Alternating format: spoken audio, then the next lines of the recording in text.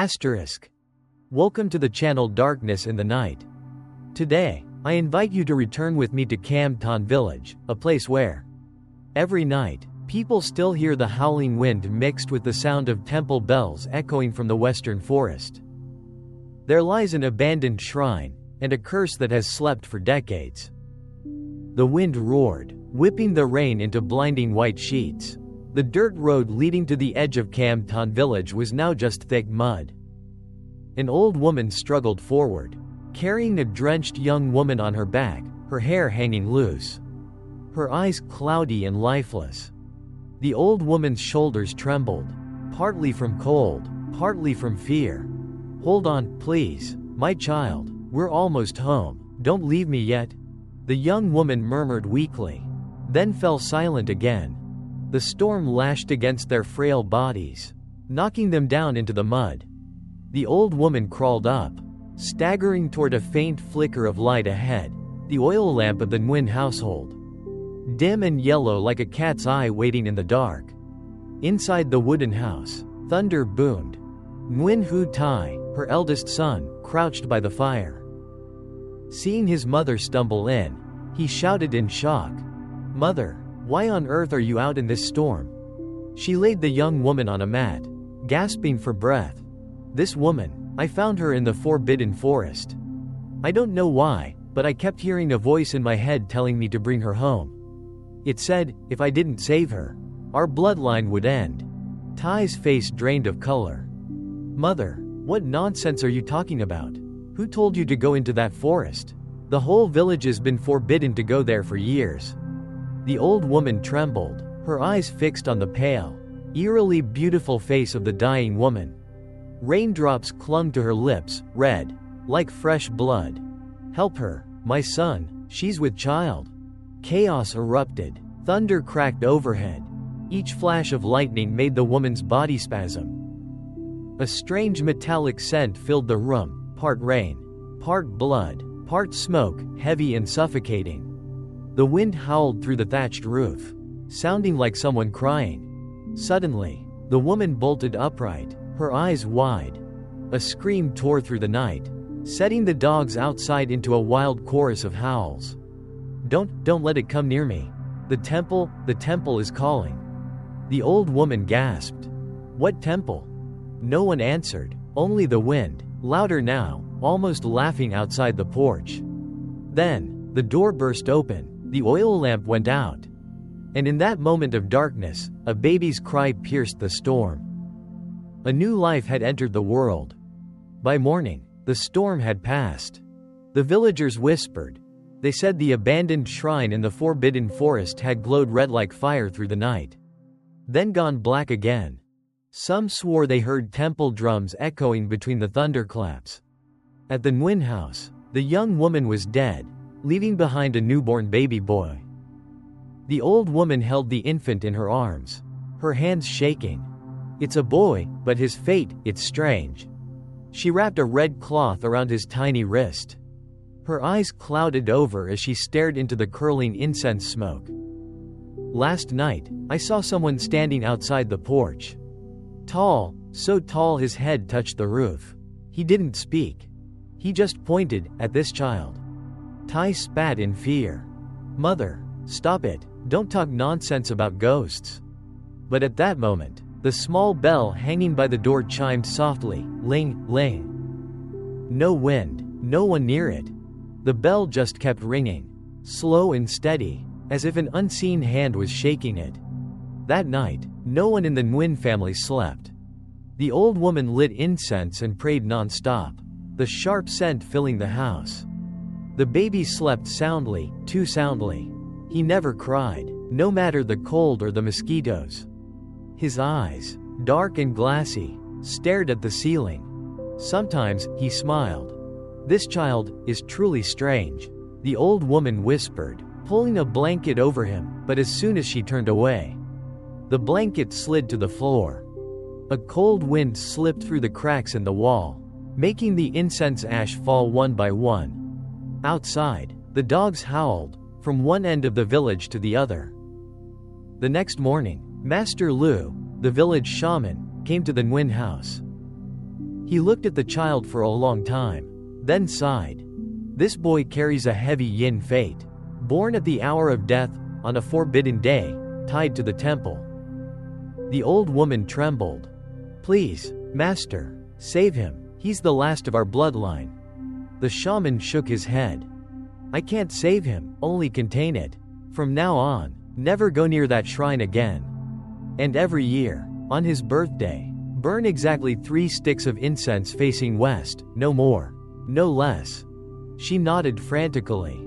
But as Master Lu reached the gate, he turned back and whispered, if you ever hear a voice calling from the forest at night, don't answer. Years passed. The boy grew up. His name was Nguyen Van En. Quiet, solemn, always gazing toward the forest as if hearing whispers. Villagers said whenever and passed by the communal temple, the altar bell would tremble on its own. One neighbor recounted, the other day, I saw that boy in walking home from the fields. He stopped, looked up at the sky, and smiled. I asked him what he was smiling at. He said, someone from the shrine called my name. The story spread. The village of Cam Ton lived in uneasy silence, pretending to forget that stormy night 10 years ago. Until the day An turned 18. That morning, 3 polished coffins appeared outside the Nguyen gate, made of fresh ironwood. Their resin scent still sharp. Each lid bore a name, carved in red ink. One read, Nguyen Hu Tai. The second, Nguyen Van En. And the last, no one dared to finish reading, but the faint letters looked like asterisk Nguyen Ti Wa asterisk, and's grandmother's name. The old woman collapsed. Villagers gathered, whispering in dread. Coffins carved for the living, only death spirits would dare to send such a thing. From that day on, Cam Ton village lived under a shadow of terror. And Nguyen Van En, the child born in the storm, began to hear the call again. Every night, from the abandoned shrine deep in the forbidden forest. Asterisk, that night, the moon hung pale and dim, like a mourning shroud. The entire Nguyen household was silent. The 3 coffins still lay in the yard, untouched. Grandmother Wa, and's grandmother, sat trembling beside the oil lamp, lips quivering in prayer. Please, spirits above, don't take the boy. He's done nothing wrong. And sat in the corner, knees drawn to his chest, eyes fixed on the crack of the door. Outside, the moonlight glinted off the polished ironwood coffins, their glossy surfaces gleaming like the eyes of the dead staring back. From the porch, Tung's hushed voice broke the silence. What are you gonna do, Ann? I don't know, but someone's calling me. Calling? From where? From the forbidden forest, a woman's voice, just like in my dreams. Tung's shoulders stiffened. He glanced toward the village edge, where the bamboo groves swayed and an owl hooted in the distance. Don't go, Ann, that forest's cursed. You remember what happened to your mother, don't you? And didn't answer. He stood, stepping into the yard. The moonlight touched his thin face, young, but with eyes so deep they seemed to hold 2 faint, burning flames. At midnight, the wind rose. The whole village seemed blanketed under a sheet of cold air. And reached the village gate, where the dirt path led into the forbidden forest, a road no one had dared to tread for 10 years. Weeds brushed his knees, and the damp earth smelled of decay. Tung chased after him, panting. You're insane, I'm terrified. Go back. If I don't return, don't look for me. If I leave you, it's the same as letting the ghosts take you. I'm coming. The 2 slipped quietly into the forest. Moonlight filtered through the canopy, glimmering on moss-covered trunks. In the distance, water dripped, slow and steady. Suddenly, and stopped. Tung, do you hear that? No, just the wind. No, it's singing. A faint voice floated through the air, soft as mist, close then far, weaving through the wind. And, come home, my child, come back to me. Tung shuddered, grabbing his friend's shoulder. Your mother's dead, and said nothing. His eyes shimmered in the darkness. As they walked deeper, the scent of incense lingered faintly. Then they reached a clearing, An ancient shrine stood there, overgrown with moss, its roof caved in. But in the courtyard, a stone altar still burned, the incense glowing red, as if someone had just lit it. Tongue swallowed hard. Did someone come here before us? And stepped closer. The wind chilled his neck. An old gravestone leaned against the roots of a banyan tree, the carvings blurred with age. He knelt, pressing his palm against the cold stone, and the ground began to tremble softly. From deep below came the sound of drums. Slow, hollow. Tongue, tongue, tongue? Tongue whispered in panic. "Anne, let's get out of here." But Anne stood frozen, entranced. He lifted his gaze toward the altar, where a pale figure stood motionless. Long hair, face hidden beneath a red veil. A rasping voice echoed from within. "At last, you have returned." Anne's body went cold. He stumbled back. Who are you?" A soft, eerie laugh answered him, both beautiful and terrifying. "I am the one who's called you for 10 long years. Have you forgotten that stormy night?" Tongue yanked at Anne's arm, trying to run, but Anne's feet felt nailed to the ground. In his head, hundreds of whispers rose all at once, overlapping, suffocating. Stay, stay? Return the blood, return the soul? The pale figure moved closer.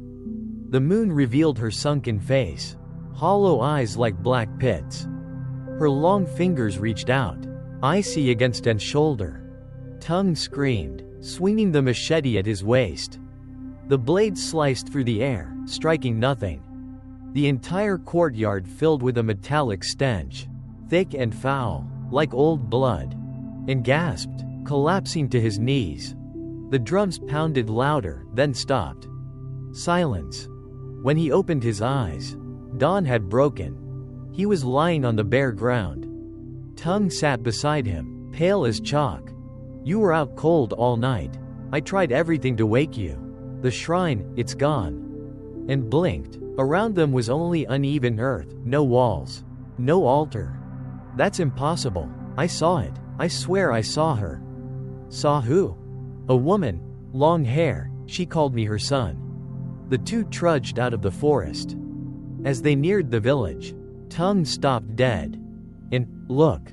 Across the dew-damp soil, a trail of small, bare footprints stretched from the forest all the way to the Nguyen gate. They stopped right in front of the house. Grandmother Wa stood there, her face as white as paper. Her voice trembled. "Did you boys hear it?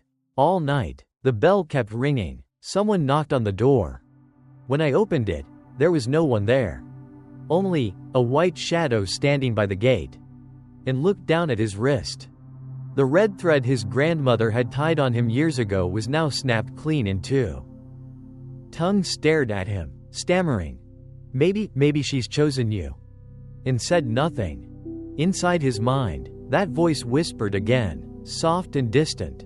"And come home, my child." That night, and dreamed. He stood amid roaring flames. The ruined shrine loomed before him, engulfed in smoke. The veiled woman in red called his name, and behind her, hundreds of shadowy figures knelt, each holding a coffin of polished ironwood. A lightning bolt split the sky, and everything vanished. And jolted awake, drenched in sweat. Outside, the wind sighed gently, yet the little bell on the door rang again, slow and rhythmic. He stepped out, glancing around. No one, only moonlight spilling across the courtyard. And there, right in the middle of the yard, the 3 coffins were gone. Asterisk. 3 days after the coffins disappeared, Cam Ton village was no longer at peace.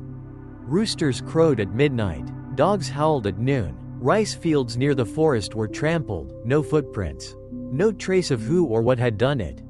Villagers whispered that each night, pale smoke drifted from the forbidden forest, carrying with it the sound of ceremonial drums. Inside the Nguyen house, and sat silently before the altar. 3 sticks of incense burned bright red, the smoke curling into a spiral. Grandmother Hoa's voice trembled. "Anne, from now on, you mustn't go anywhere. I'll ask Master Lu to come perform a cleansing ritual. Grandma, I don't think it wants to be exorcised. Her face froze. It? Who are you talking about? The woman from that night. Every time I close my eyes, I see her standing outside the shrine, holding a string of red prayer beads. She keeps saying, "Don't let them forget the old temple." Grandmother Hua slammed her hand on the table, voice shaking. "Stop it, don't talk nonsense. The dead should not be named, call her, and she'll return." Tongue, sitting nearby, stayed quiet, eyes flickering nervously. Maybe you really should see Master Lu. He knows how to read the yin fate. By late afternoon, the two made their way to Master Lu's house at the end of the village. The small home, roofed with palm leaves, leaned low. Its clay walls were green with moss. In the yard, an old banyan tree stood, gold talismans fluttering from its branches in the wind. Master Lu was sweeping when he looked up and saw An, the boy from the Nguyen family. "I knew you'd come eventually," and bowed slightly. "Master, I dreamed last night of a woman in white, her face covered by a red veil. She called my name." "Was that my mother?" The old man's eyes narrowed. Silence hung for a moment before he spoke slowly. "No, what you saw is no longer human." Tongue stammered. What do you mean?" Master Lu set his broom aside and stepped into the house. He returned with a piece of yellowed paper. On it was drawn an eye, surrounded by two flames. "This is the asterisk soul sealing talisman. Wear it, and you'll see who's following you. But listen carefully, you may look, but never call, never ask. Once you know, never turn your back." And accepted the talisman, his heart pounding. "And if I want to know the truth? Then you must learn to stand between yin and yang without falling to either side. But remember, your fate is the fate of a soul caller. That path is perilous." That night, An returned home, wearing the talisman over his chest. The wind slipped through the window, snuffing out the lamp. In the dark, the small bell at the door began to ring softly. An held his breath, staring out. In the yard stood a hazy figure, long hair, white dress, perfectly still, her head tilted slightly. Under the moonlight, her face was a blur, but around her neck gleamed a strip of red cloth. A whisper drifted up, as if from beneath the ground. "And why won't you come home?" And stepped slowly onto the porch. "Who are you?" A soft, chilling laugh. "I am your blood, and you are mine. The temple gates are about to open." Grandmother Hua heard the noise and rushed out. The pale figure dissolved into mist. "Anne, who were you talking to?" "Grandma, I saw my mother." Hua fell to her knees, tears welling in her eyes. "No, my child, the one from that night wasn't your mother. I was wrong. I made a terrible mistake." And caught her trembling hands. "What do you mean?" Her gaze drifted toward the dark yard. 18 years ago, I didn't save a woman. I saved a spirit. The thing I brought home wasn't the living. It was a sacrifice, sealed beneath that shrine. I heard a voice calling. I thought it was a blessing. But it was a curse. And felt his blood run cold. "So, She nodded weakly, tears dripping onto her hands. "You are the child of two worlds. An half-human, half-vengeful spirit." Tongue, arriving just in time to hear this, went pale. "Dear God." Outside, the wind rose, fierce and angry. The incense on the altar flared, sparks flying. Windows banged open. From somewhere far away, drums began to beat, heavy, unrelenting. Grandmother Hua shouted, "Anne, put the talisman on, now," and grabbed the charm, clutching it tight against his chest. Instantly, the sound stopped. Only the ragged breathing remained, and the faint scent of burnt incense. On the wall, the smoke gathered, shaping itself into a face, faint and hollow, then vanished. Tongue whispered, shaking, "Master Lu was right, the temple's awakening," and turned toward the doorway. In the yard stood three shadowy figures, tall, faceless, legless silhouettes of dense black mist. They faced the forest, toward where the old shrine once stood. An's voice was steady. If this is the curse of my bloodline, then I'll end it. At dawn, An went to see Master Lu again. The old man was sitting on the porch, pouring tea. So, you've come. I knew the temple called you last night. Master, I want to learn. I must know how to stop it. Master Lu studied him, then nodded slowly. Very well, but once you step into this path, you cannot turn back. Yin and Yang reject those who stand in between. I'm not afraid. Good. From this day forward, you are the gatekeeper. That evening, Master Lu drew a circle of ash around An, lighting 3 black candles and chanting softly. The wooden gong beat steadily. Incense smoke swirled thick around them. Close your eyes, he said. Whatever you hear, do not answer. Keep your mind still, like cold ash. And inhaled deeply. Then, the whisper came again, inside his head. And, it's your mother? I'm so cold. He clenched his fists, saying nothing. The voice rose, sharper, furious. You betray me? Then the Nguyen blood shall pay. The right candle flickered out. A gust of icy wind swept through, scattering the talismans. Don't open your eyes, Master Lu barked. But An couldn't resist, he peeked. And there she was, the woman in the red veil, right before him, her hand reaching for his throat. Darkness swallowed everything. When An awoke, Master Lu sat beside him. You've opened your eyes, good. The spirit failed to possess you completely. But the temple has awakened. From now on, you are its guardian. And looked down, the talisman on his chest was half burned. Outside, the wind wailed endlessly. Far away, the temple bell tolled, slow, mournful, eternal. He whispered, barely audible. I hear you, but this time, I won't run. At dawn, thick fog blanketed Cam Ton village. The wind moaned through the bamboo groves, creaking like voices in pain. And followed Master Lu to the forest's edge, where a small thatched hut stood. In front of it, a wooden sign bore 3 crude words, do not cross.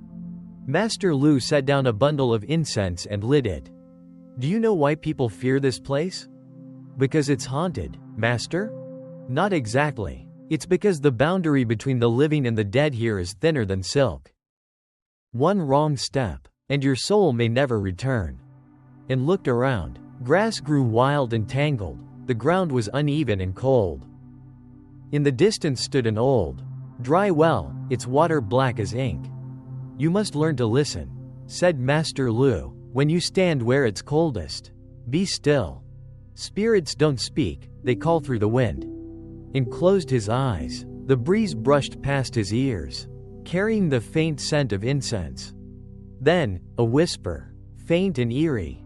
Give it back? An's eyes flew open, his face pale. Master, I heard a voice. Master Lu nodded calmly. Good, you've reached the boundary, but don't fear it. Fear is the net, and spirits cling to it to enter you. But I saw it, it's right behind me. The old man's expression stayed firm. Then see it, know it, but hold your center. A gatekeeper must not tremble. If you do, the realms of Yin and Yang will shatter. As dusk fell, they returned to Master Lu's hut. He prepared an altar, then unfurled a yellowed scroll covered with jagged symbols like tangled roots. This is the asterisk mantra of the luminous law. Recite it, and you can see the souls that linger. But only when absolutely necessary. Each time you chant it, you trade a piece of your life. And whispered, have you ever used it, Master? I have, 3 times. The first to save a man. The second, to save this village. The third nearly killed me. Remember this. And this mantra isn't for glory. It's for survival. That night, back home, Grandmother Hua sat by the stove, eyes sunken. And she said softly, you've been with the master often lately. Have you seen anything strange? Yes, Grandma, but I'm not afraid. She gave a weak smile. Brave, Just like your father. But remember, trust no one but Master Lu. This village, not everyone here is human." And froze. "What do you mean?" Her voice sank low. "Last night, I heard knocking at the door. When I opened it, no one. But this morning, I found footprints at the gate, only 1 foot. That night, the moon was pale and thin. And couldn't sleep. The wind rattled outside like footsteps circling the house." He rose and looked through the window. A shadow stood at the gate, pitch black, headless, and held his breath and pulled the talisman from his shirt. It grew hot, glowing red like burning coal. A hoarse voice rasped, like torn from the throat of the dead. "Do not follow that path. You don't belong to the light." And stepped back, his heart pounding. "Who are you?" "Nguyen blood, your blood calls to me." And raised the talisman and shouted, "Go." The shadow shrieked, a piercing, guttural sound, before dissolving into smoke. The door burst open, the wind swept in, the incense flame died. By morning, and went straight to Master Lu. "Master, something came to my house last night." He frowned. "A headless shadow, wasn't it?" And nodded sharply. "Yes, how did you know?" The old man sighed. "It's the asterisk gate warden spirit of the shrine. No one's disturbed it for centuries. Now that you've reopened the yin vein, it follows you. But don't worry, there's a way." He reached into his sleeve and drew out an old bronze coin with a hole in the center. "Keep this with you. If you hear it call again, throw the coin to the ground, and whatever happens, do not turn around." "Why not?" "Because if you do, you'll meet the demon's eyes." That night, and decided to test it. He stood in the courtyard, clutching the coin. The air was thick, unmoving. Then, from behind him, came that cold voice again. And he stiffened, silent. The voice drew nearer, almost breathing at his neck. "And, look at me?" He flung the coin down. It struck the ground with a metallic clang that echoed through the night. Then, silence. A searing breath touched the back of his neck, then vanished. And gasped for air, his back drenched in sweat. The master was right. At sunrise, Tung came running, face pale as chalk. "And, Master Lu says come quick. Someone's dead in the village." And stomach dropped. "Who?" "The village chief, found in the fields, eyes wide open, mouth full of dirt. And on his forehead, red marks. Like writing." They ran to the hermitage. Master Lu was already there, his expression grim. "The village has stirred, the shrine is truly awakening." "Master, what must I do?" He poured a small cup of rice wine, setting it before him. "From this moment, you are officially the guardian of the gate between worlds. That first death was only a warning. The next will be real blood." And clenched his fists, staring toward the misty village, where smoke rose faintly over the fields. "I understand. Whether it's ghost or man, I won't let anyone desecrate that shrine." Asterisk that morning, Camton village was in chaos, like a market gone mad. Shouts echoed through the streets. Dogs barked wildly. At the village entrance, the old well, abandoned for decades, was spewing a thin mist. The water inside bubbled as if it were boiling. At the bottom, a body floated, hair tangled in tree roots, clothes soaked, eyes wide open in a frozen stare. Villagers gathered in horror, some crying, some trembling. An old man's voice quivered. "It's the village chief. Oh heavens, what happened to him?" People whispered frantically. "Last night, I heard crying from the well. Thought it was a wildcat, but it was him. Strangest thing, his feet are caked in mud, yet there are no footprints leading down." And then Tung arrived and peered into the well. His spine went cold. The water was pitch black, but something beneath the surface was moving. "It's not just him," and murmured. Tung turned pale. "What do you mean?" "Someone else is down there, watching us." The crowd gasped and stepped back in fear. Master Lu arrived, face grim. He pulled out a red talisman and held it high. "No one comes closer. The yin gate beneath this well has been opened. He stepped to the edge, chanting in a low, steady voice. Smoke from the incense curled upward, then the wind reversed, rushing out from the well. A faint, eerie giggle echoed up, a child's voice. "Let me out, let me out." An elderly woman fainted on the spot. Master Lu placed a hand on An's shoulder. "Now's your time to practice the asterisk soul suppression rite. I'll guard the gate, you recite the mantra." And took a deep breath, pulling the talisman from inside his shirt. His hands trembled, but his eyes gleamed with resolve. "Namo, seal the restless soul, let the spirit find release." The wind howled harder, the incense went out. From the well rose a pale, dripping figure, hair covering her face. The crowd screamed. Tongue stumbled back, clutching his chest. "An, stop, it's coming up," and gritted his teeth and continued chanting. The red talisman burst into flame, casting light down into the well like a torch. Master Lu's voice thundered. "Hold your ground, don't let it pull you in."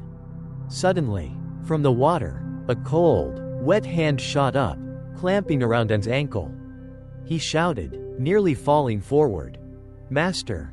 Lu slammed his staff onto the ground, fire erupted in a ring around them. "Release him, foul spirit!" A piercing scream ripped through the air. The well exploded upward in a burst of black water and the stench of blood. The white shape dissolved into smoke, leaving only gray mist drifting over the surface. Silence fell. Master Lu peered into the well. "It's done, the spirit's gone." And was panting, face ashen.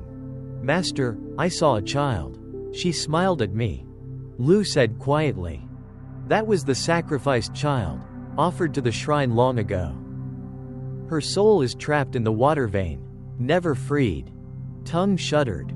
"Then, the curse on your family really is tied to that shrine?" And said nothing. He stared at the still water. If that girl was a victim, then who killed her? By afternoon, when the villagers carried the chief's body home, and stood watching from afar, they said a mark was carved on his forehead, a bloody symbol shaped like an eye. Master Lu frowned deeply. "The same sign? The Dark Seal cult? I thought they vanished years ago after their witchcraft in the northern hills." "I was wrong. What is the Dark Seal?" And asked. "A sect that sacrifices human blood to demons. They believe that when the ancient shrine opens, an old god will grant them eternal power." "Are they connected to my family?" Lu nodded slowly. "Not just connected, they may be your family." An's heart skipped. "Why would you say that?" "The Nguyen bloodline carries the yin mark. Centuries ago, one of your ancestors used it to bind the demon beneath the shrine. Now, the seal is weakening, and your kin may be trying to break it." That night, An returned home. Grandmother Hua was lighting incense. "You know," she said softly, "that shrine was once guarded by our family. The oath said, if anyone betrayed it, the bloodline would end. Then why did you save my mother?" She sank down, tears glistening in her eyes. "Because I thought she was human. When I found her, half buried under that shrine's tree, she cried for help. I dug her out. I didn't know I was saving a demon." And bowed his head in silence. Outside, the wind swept across the porch, scattering ash into the air. Amid the gusts came the faint sound of laughter, a child's giggle, drifting from the direction of the old well. Moments later, Tongue pounded on the door, breathless. "An, the well's boiling again, this time there's crying," and grabbed his half-burned talisman and ran. The villagers had gathered once more. The water bulged upward, as though pushed from below. A piercing wail rose, the voice of a little girl, and leaned over and saw two small eyes staring straight up at him. "Master Lu, she's rising again." The old man lifted his staff and shouted. "Seal the soul, draw the boundary." A deafening crack echoed. Cold air exploded outward. Through the fog, the child's spirit appeared, drenched, white, eyes hollow. She reached out a trembling hand toward An. Help me escape the shrine? Then faded into mist. Master Lu lowered his staff slowly.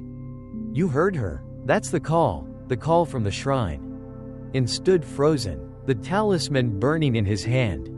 He looked toward the forbidden forest, where moonlight barely touched the treetops. Master, he said, voice low but firm, I'm going there. I have to know what the shrine is hiding. Lu shook his head gravely. To go there is to step into death itself. And met his gaze, eyes steady. If no one else dares, then I will. That morning, Camton village was in chaos, like a market gone mad. Shouts echoed through the alleys. Dogs barked frantically. At the village gate, the old well, abandoned for decades, was shrouded in pale smoke. The water inside bubbled violently, as if boiling from below. At the bottom floated a human body, hair tangled in tree roots. Clothes drenched, eyes staring wide open in terror. Villagers crowded around, some crying, others shaking uncontrollably. An old man's voice quavered. It's the village chief. Oh Lord, how did this happen? People whispered among themselves. Last night I heard crying from the well. Thought it was a wildcat. Who knew it was him? So strange, his feet are caked in mud, but there are no footprints leading down. And Tung arrived just then, and peered into the well, his spine turning to ice. The water was thick and black, but something beneath it was moving. It's not just him, and murmured. Tung paled. What do you mean? Someone else is down there, watching us. The crowd gasped and stepped back in fright. Master Lu appeared, his face grave. He pulled out a red talisman and held it high. No one approaches. The yin vein beneath this well has been opened.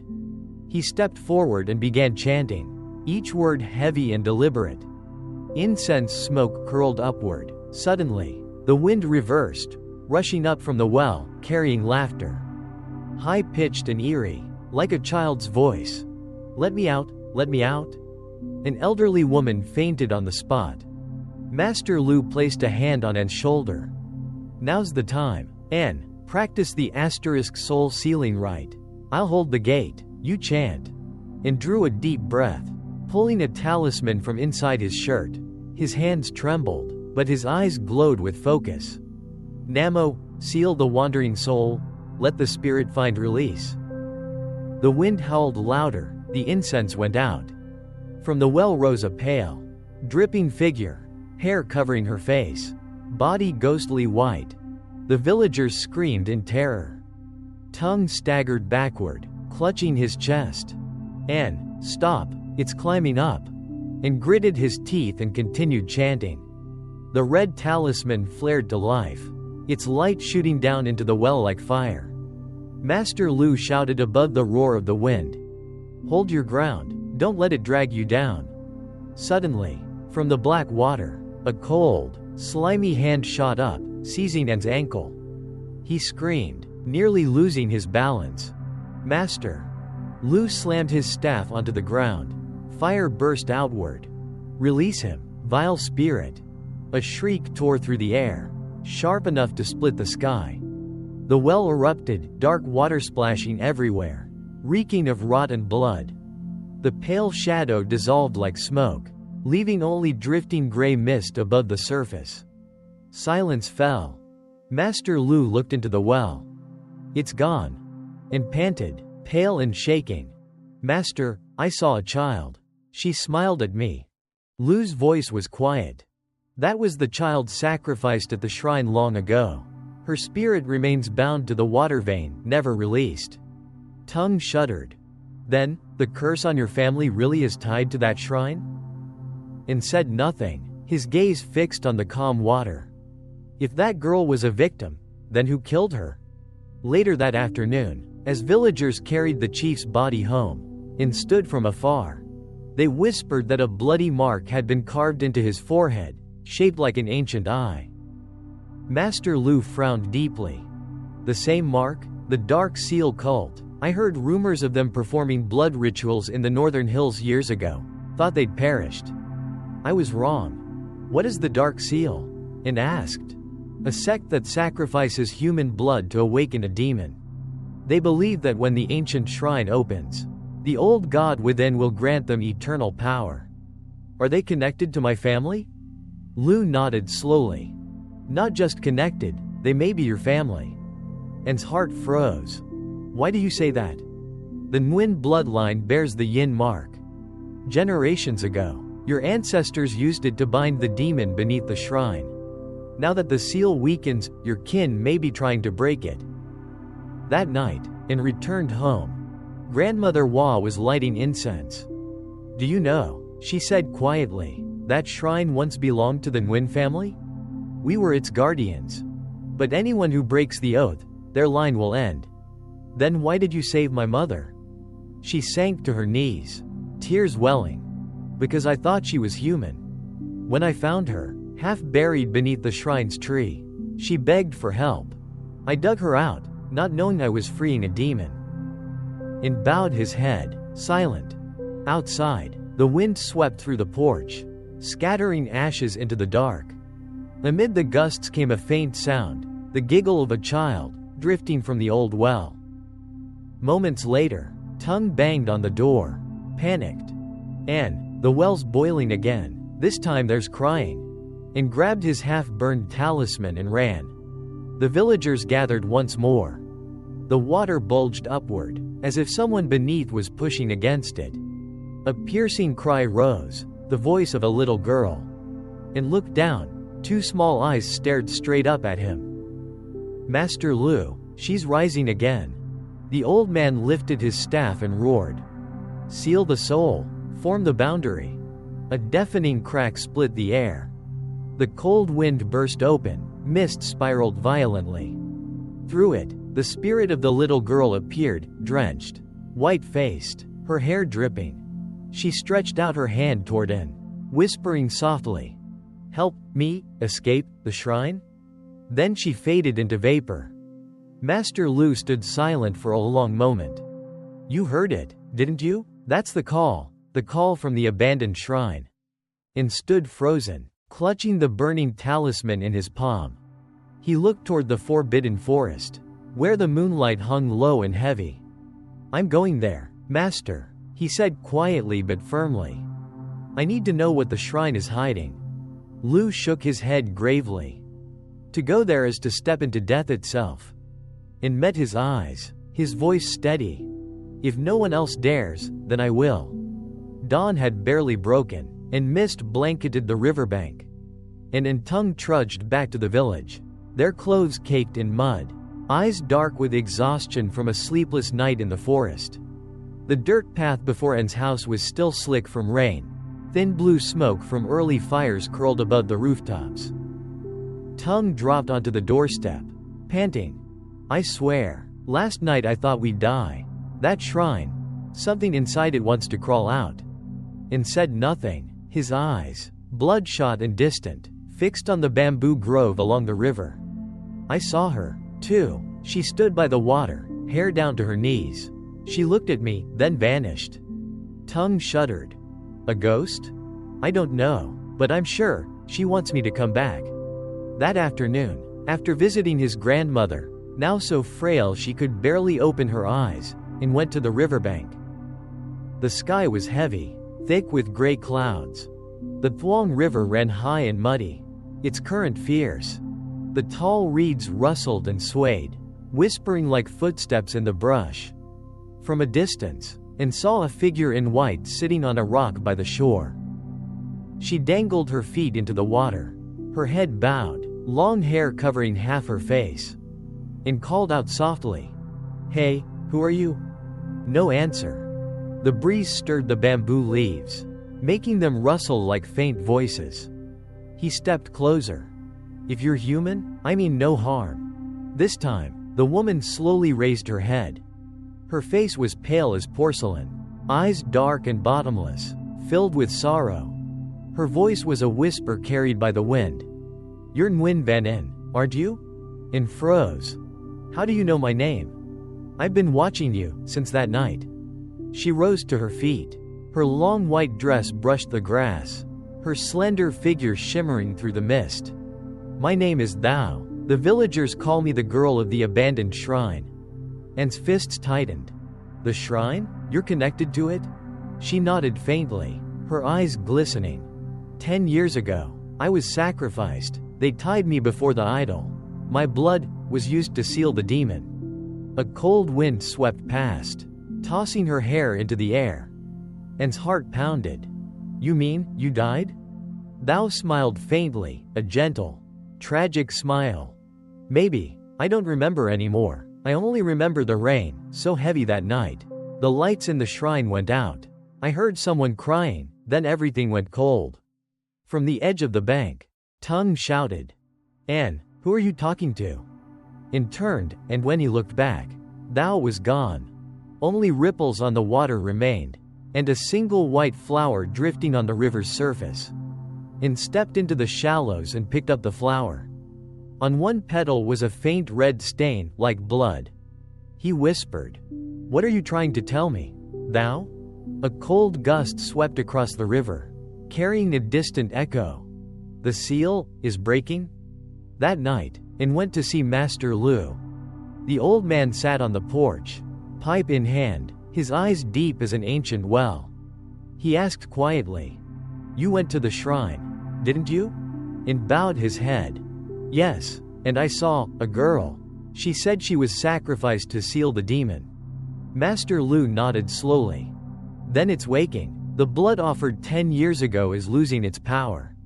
All it needs now is one descendant of the Nguyen bloodline near the seal, and the demon will find its reason to rise. Anne's voice trembled. I'm of the Nguyen bloodline. Yes, you're the last of it. The voice from the shrine, it's calling you. The master's gaze grew heavy. If you don't act first, Anne, this village will vanish. You must find a way to lock that seal again, before it opens on its own. Anne looked out into the yard. The wind whispered through the beetle palms, the young moon hid behind gray clouds, casting a pale light over the wet roof tiles. In his mind, he saw Thou again, her white figure like mist, her sorrowful eyes haunting him. From the porch, Tongue asked hesitantly, Master, if that demon wakes, what's the first thing it'll do? Lu took a long drag from his pipe. Kill, until not one soul of the Nguyen line remains. Tongue swallowed hard. Then, what should it do? The old man didn't look away from the dark beyond the gate. He must find the original seal, the remains of the sacrificed one. If Thou truly is that spirit, only she knows where it lies. And lifted his head, eyes burning with resolve. Then I'll find her. Master Lu nodded slowly. Go, but remember this, do not touch her. Even if a spirit loves a living soul, it belongs to the realm beyond. You live, she's dead, between you lies a river no one can cross. Outside, a dog howled toward the direction of the abandoned shrine. The night sky broke into a fine drizzle. Raindrops gathered on the eaves, falling one by one, like the sound of someone quietly weeping. The next morning, the mist still blanketed the village path in a soft, ghostly white. Roosters crowed in the distance. Dogs barked. The rhythmic thud of a pestle pounding green rice echoed faintly through the dawn. And sat alone in the small wooden house, staring at a half-burned talisman laid before him. Inside the back room, his grandmother wheezed heavily. She was too weak to speak now, her dim eyes fixed on the old beetle palm swaying outside the front yard. And whispered softly, Grandma, I went to the shrine. Her eyes widened. Her throat moved slightly, words came out broken and breathless. Don't go again, the Nguyen blood must never touch the forest. And grasped her frail hand, voice trembling. I have to, Grandma, if I don't, everyone in the village will die. Tears streamed down her wrinkled cheeks. Outside, the wind picked up, howling through the trees like someone crying in the distance. By afternoon, Anne Tongue climbed the hill to Master Lu's home. The old man sat cross-legged, folding yellow talisman papers, muttering incantations under his breath. On the table before him lay a bowl of well water and a dried stalk of wormwood. And asked quietly, "Master, what does blood of the seal mean?" Lu looked up, his eyes sharp. "It means your blood. And 10 years ago, your grandmother brought home a strange woman. That woman was the one who opened the seal and froze." "My mother?" The old man nodded slowly.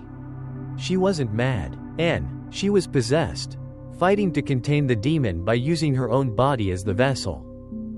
You were born that same night. That's why your blood carries both light and shadow, half human, half mark." Tung's voice quivered. "Then, and's cursed too?" Lu replied carefully. "Not cursed, balanced. He is both the lock and the key. If a Nguyen's blood touches the seal, the demon will awaken. But if he willingly sacrifices that blood once more, the seal can be bound forever." And went pale, his hands trembling. "You mean, I have to offer my blood to imprison it?" "Yes, but blood alone isn't enough." Lu's tone deepened. "A guiding soul is required. And that soul is thou." That night, and couldn't sleep.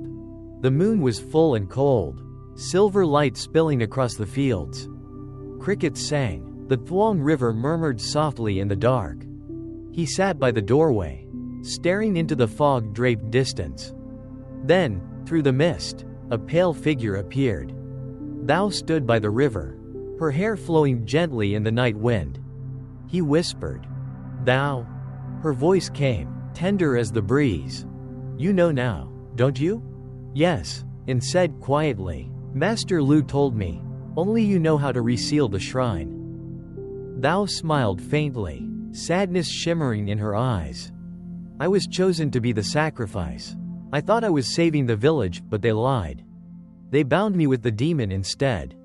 Now I'm just a wandering soul, half trapped, half lost." And stepped closer, his gaze unwavering. "If blood is what it takes, I'll give it, just seal it again." Thou shook her head, voice trembling. "No, if you offer your blood, you'll die, and when you die, the demon will be pulled down with you. Your soul and its will be chained beneath the shrine, forever." And said nothing. She looked down, her whisper almost a sigh. "You're not afraid to die?" "No," he said softly. "I'm afraid to watch my village die." Thou reached out, her hand brushing only air, as if touching him through the wind. "My God, you look just like the man from that night." The wind roared suddenly. The river surged, moonlight breaking across the waves. Thou stepped backward into the water, her voice echoing faintly. "If you wish to seal it again, go to the shrine before the moon wanes. That's when the underworld gate opens. But be careful, it's already awake." And called after her, "Thou, you're not telling me everything." She turned, her soaked hair clinging to her pale face, a fragile smile like withered leaves. "The Nguyen blood is not of one line." Then she dissolved into mist, leaving behind a single white flower spinning in the current. Moments later, Tung came running, gasping for breath. "Anne, who were you talking to?" And stared at the river, shaking his head. "No one, but she said, the seal is breaking." Tung swallowed hard. "So what now?" "Prepare," and said calmly, 3 days from now, when the moon wanes, I'm going back to the shrine." The next morning, while cleaning out the old storage room, and stumbled upon a small wooden box buried beneath the floorboards. Inside, wrapped in a red cloth, was a cracked black talisman. Etched on the back were the words, "The final Nguyen blood, asterisk," and lifted it with trembling hands. Suddenly, a gust of wind blew through the doorway, snuffing out the oil lamp. From the darkness came a rasping laugh, low, coarse, and close. "The last blood of the Nguyen clan?" And flung open the door and ran outside, heart pounding. The shadows in the yard seemed to shrink away from him. And there, beneath the old beetle palm, stood a figure watching him. Its eyes glowed red, like burning coal. That night, a thin crescent moon hung low over the village. Fog smothered every roof and alley, heavy with the damp scent of rain and burning rice husks. And clutched the talisman in his trembling hand, his heartbeat pounding in his chest. The figure beneath the old beetle palm still stood motionless. From afar, it looked frail, tangled hair, a faded brown robe, shoulders hunched. When the moonlight tilted across its face, the features sharpened and two burning red eyes gleamed like embers. And staggered back, his voice hoarse. Who's there?" The shadow gave a low, rasping laugh, the sound rough and guttural, as if scraped through a throat full of smoke. "You look just like him. The cursed blood of the Nguyen runs deep." "I asked who you are." "The one your family killed. The one offered up in place of the demon you call the seal." The wind surged violently. The palm tree groaned and creaked. And realized, the figure wasn't touching the ground. Its feet hovered, fading into nothingness. From inside, Tung burst out holding an oil lamp. "And, watch out!" The instant the light hit, the figure vanished, leaving behind only a swirl of black smoke coiling around the tree roots. Tung's voice trembled. "See, I told you, there's something foul in this house." And wiped the sweat from his face, breathing hard. "It didn't come by chance. It mentioned the sacrifice, and thou said the same. Something's wrong with that ritual." Tung shook his head, glancing nervously around. "The only thing wrong is you getting deeper into this mess." "No," and said firmly. "To end it, I have to understand it." At dawn, he went to see Master Lu. The old man sat before the ancestral altar, oil lamp flickering, shadows swaying across the walls, and recounted everything, the red-eyed ghost, its words about the sacrifice. Lu stayed silent for a long moment before speaking in a low tone. "That's the red shade, a vengeful wraith, born when the sacrificed die unwillingly. Their blood mingles with the blood of the sealer, creating a cursed bond. If it's found you, the seal is nearly broken." An's hands clenched. "Master, there must be another way."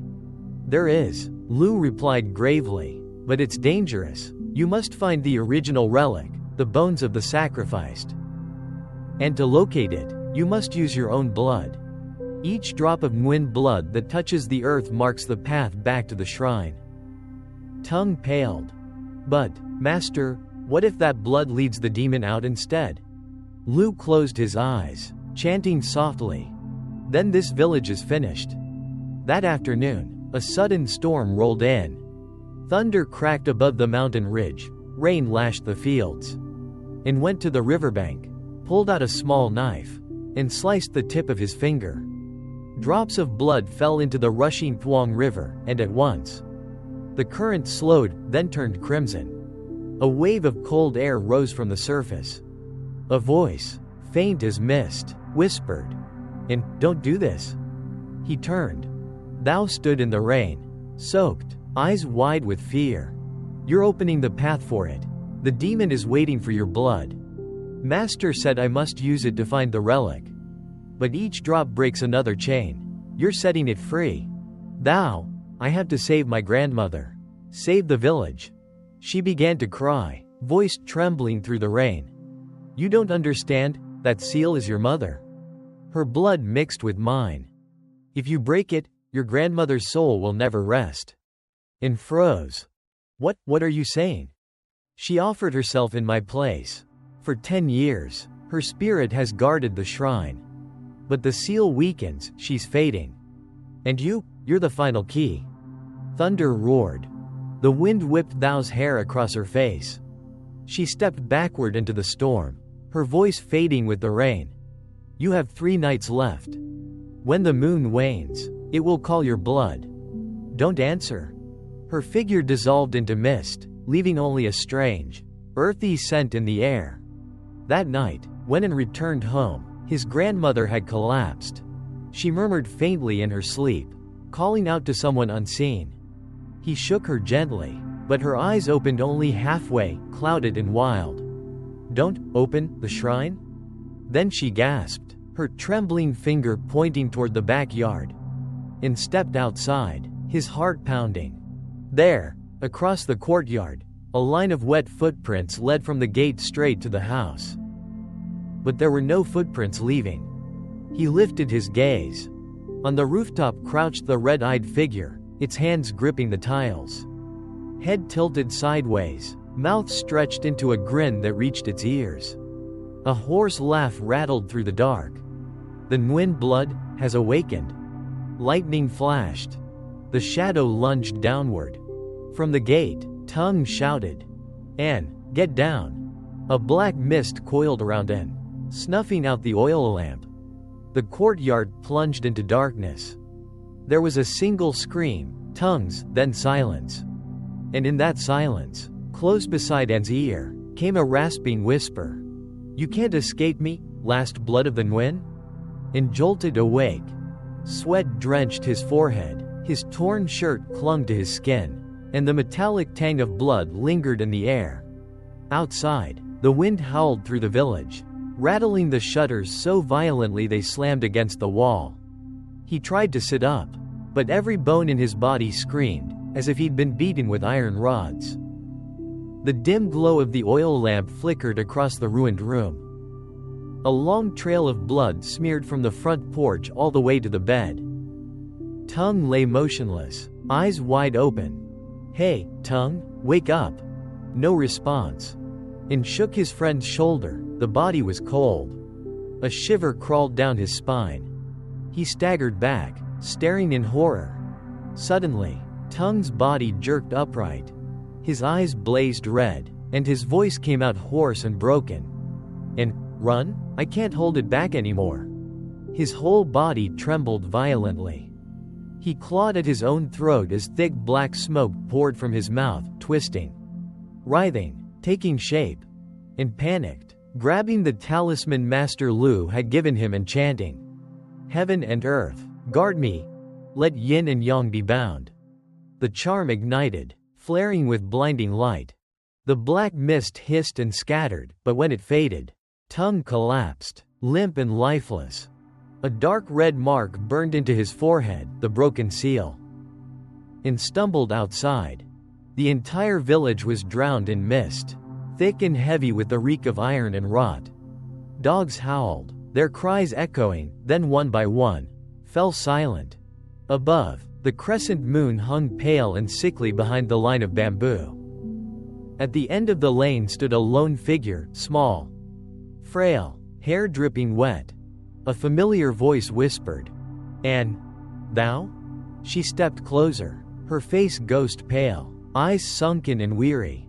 "You've reached the threshold. Tonight, the seal opens. Your mother is calling." And clenched his fists. "I have to go to the shrine. I won't let that demon escape." Thou shook her head, her voice breaking. "You don't understand. That demon isn't a creature, it's a split soul. Half belongs to your mother, and half to the vengeful spirit that was sacrificed. If you touch the seal, they'll merge, and no one will be able to stop it." "Then what do? I can't just let her die like this." Tears welled in Thou's eyes. "You have to choose, save your grandmother, or save the village." The wind howled harder. A deep rumble rolled from the forest, like drums beating from underground. And turned toward the ruined shrine and saw flickering firelight through the fog. From afar came the sound of a child crying, tangled with a guttural chant. "Offer the blood, open the way, Nguyen blood shall lead." Anne's jaw tightened. "They've started the ritual." He bolted toward the forest, Thou's desperate voice chasing him through the storm. "Anne, don't let your blood touch the ground. It will guide it straight to you." Rain hammered down, soaking the fields. Mud clung to his ankles, thick and cold, the stench of death rising from scattered carcasses of chickens and dogs along the path. He tore through the mire until the trees swallowed him, and there, hidden beneath ancient roots, stood the shrine. Thick incense smoke and crimson firelight poured from its cracked roof. Inside, chants rose and fell in fevered rhythm, unholy and wild. And pressed a talisman to his forehead and stepped through the gate. In the center courtyard, Master Lu knelt, drawing a bloody octagram on the ground with the rooster's blood. When he saw him, his voice rasped, "No, not yet, you can't come in. Master, they've begun the summoning." "I know, But if you enter now, the seal will break faster. The Nguyen blood is the key." And glanced around. The walls of the shrine split open with deep cracks. The statue of the deity oozing black resin. Outside, the wind screamed like 1,000 lost souls. Then, a sharp crack echoed. The ground trembled violently beneath their feet. Master Lu shouted, "It's waking, step back." From the center fissure, cold mist erupted upward, wrapping around the roof in swirling tendrils. A guttural roar thundered from below, low, jagged, laced with twisted laughter. The Nguyen blood finally returns. And stumbled back, clutching the burning charm. "I'm not afraid of you," he shouted. The voice hissed. "There's no need to fear, because you are me." The wind howled so fiercely that his hair lifted from his scalp. Through the rising smoke, a figure emerged, half woman, half demon. One side gentle, the other grotesque, with red, hollow eyes fixed on him. Mother?" The woman's frail voice trembled, echoing from the creature's mouth. "And don't come closer, your blood is opening the gate?" Rain began to pour. Heavy drops slammed against the temple roof, blending with the howling wind that wailed like the cries of the dead.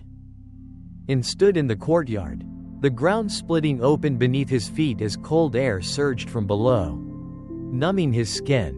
Master Lu knelt nearby, trembling as he wrote talismans on the ground with chicken blood. Each stroke drained him further, his face had gone ghostly pale. "And, listen to me? If your blood spills, the demon will take your body. Once that happens, no one can stop it."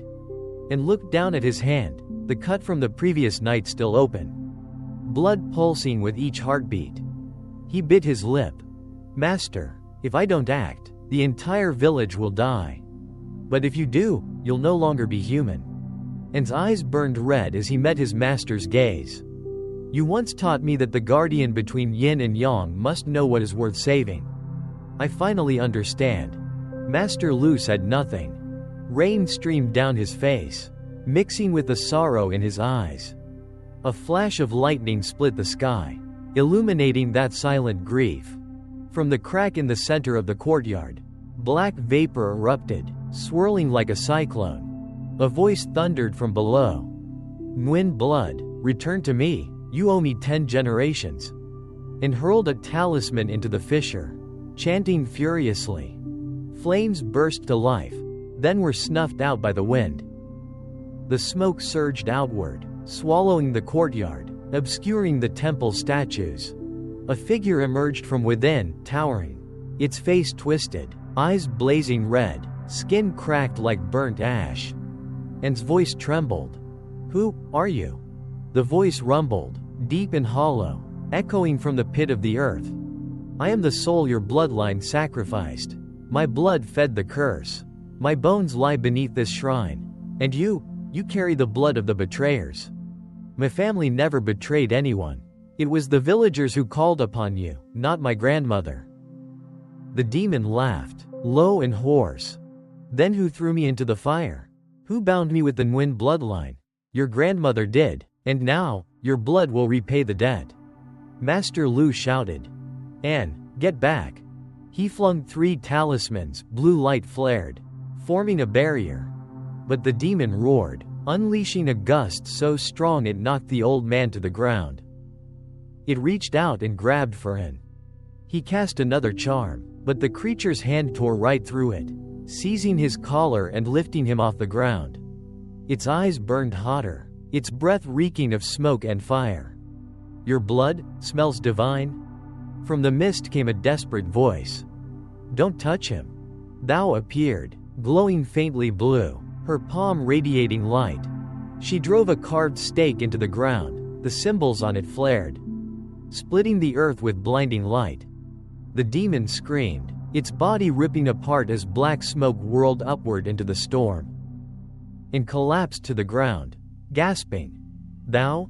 Who are you really?" She looked at him, tears mixing with the rain. "I am what remains of your mother's soul, the human half she left behind so you could live. What's down there is the demon half." And froze. All this time, you've been beside me." She nodded, her voice trembling. "To keep you from hearing the call of the blood. But now, I can't stop it anymore. You must face your fate." The earth quaked violently. The wooden pillars of the shrine cracked and collapsed. Master Lu struggled to rise, shouting, "Run, the seal is breaking." But it didn't move. Through the smoke, he saw his mother's spirit, half radiant, half shadow, hovering above the chasm. She smiled, eyes filled with tears. "And, my son, the time has come. I don't want to lose you. Mother. You won't. I'll live within you, always. But you must seal me away. Use your blood to close the gate for good." And sobbed, "I can't. 10 years ago, I chose to save you. Now you must choose to save them. That is the price of our bloodline." Thunder split the sky. The black smoke roared upward, forming the full monstrous shape, arms thick as tree trunks, mouth gaping with rows of black teeth. And drew the blade, meeting his mother's eyes one last time. "I'm sorry." He slashed his wrist, letting the blood flow onto the cracked sigil on the ground. The red liquid pulsed and sank into the earth, spreading through the pattern like fire. Master Lu shouted the final incantation, then fell silent, collapsing. The black mist shrieked, lunging toward him. He pressed his bloody fingers to his forehead and chanted, "Seal of spirit, bound in blood, Nguyen unity eternal." Crimson light engulfed the entire shrine. His mother's spirit soared forward, embracing the demon, and both vanished into the blinding red glow. A thunderous explosion followed, shaking the heavens. Then, silence. At dawn, the villagers arrived. The ancient shrine was nothing but a heap of charred ash and broken stone. Master Lu lay unconscious nearby, and was gone. In the middle of the courtyard, only a dried bloodstain remained, and a half-burned talisman with faint, fading words. "Yin and Yang are sealed. This blood shall guard the living realm." That morning, the village lay shrouded in mist. No roosters crowed, no dogs barked, only the mournful hiss of cold wind brushing against rain-soaked rooftops. Villagers gathered at the edge of the forest, where the old shrine once stood. But nothing remained except ashes, and a broken bell lying among the collapsed stones. Master Lu sat beneath the ancient banyan tree, his silver hair drenched, his face hollow. His lips quivered as he whispered, "And, where are you, my boy?" No answer came. Only the faint tinkling of a wind chime, thin, distant, like a dying breath. The villagers murmured among themselves, "Has the old man lost his mind?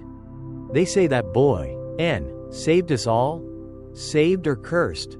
Who knows?" The shrine burned to the ground, and the rivers full of dead fish. Master Lu turned toward them, his voice hoarse but steady. "It didn't burn. The seal was closed. You live because his blood bound it." The crowd fell silent. He shut his eyes, and rain mixed with the tears on his wrinkled cheeks.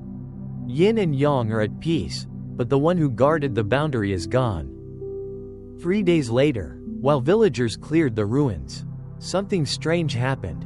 At night, they heard the sound of a bell echoing from the forest, though the bell had long been broken. The tone was soft as breath, lingering like a prayer. When they looked outside, they saw a shadowed figure walking along the village path. A person in a brown robe, holding a talisman, face obscured by moonlight, eyes glowing faint red. A child tugged at his mother's sleeve. "Mom, who's walking out there?" The mother trembled. "Don't look, that's the keeper of the gate between worlds." When Master Lu heard the rumors, he hobbled out to the old shrine site. He placed a cup of rice wine and 3 incense sticks before the chart foundation. The wind rose. The smoke curled around him as though someone were standing close. He bowed low and whispered, "And, you did it. The village lives because of you. But if you can still hear me, rest now, my son." A faint bell rang. Through the mist, a ghostly figure appeared, still and silent. Master Lu joined his hands, smiling through his tears. Go now, don't linger any longer." The figure bowed gently. A gust of wind swept through, and it faded away. The broken bell fell to the ground and split in two. That night, Thou sat on her porch, gazing toward the ruins. Above, the moon had grown full again, pale and milky. "Serene," she whispered. "And the village is safe now. Your mother has found peace. And I think it's time for me to leave too." A soft breeze drifted by, carrying the faint scent of beetle blossoms. She smiled through her tears. "I know, you're still out there, guarding the gate." Moonlight brushed her hair, turning it silver like mist. Slowly, Thou faded into the night, and far away, the sound of a bell echoed once more. From that day on, no one in Camton village dared to speak of the old shrine again. They only passed down a whisper.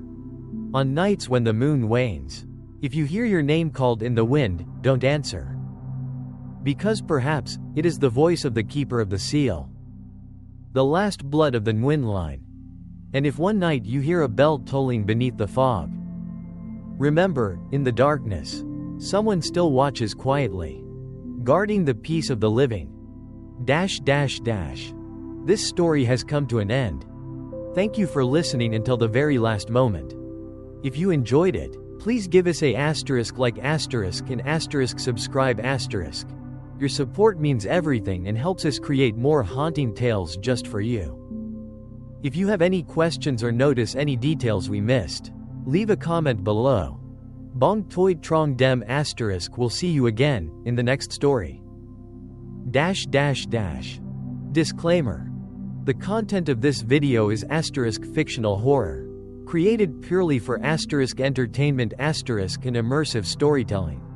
We do asterisk not promote superstition asterisk or any dangerous behavior mentioned in the story. Any resemblance to real people, places, or events is purely coincidental. Thank you sincerely for being with us. Bong Toi Trong Dem.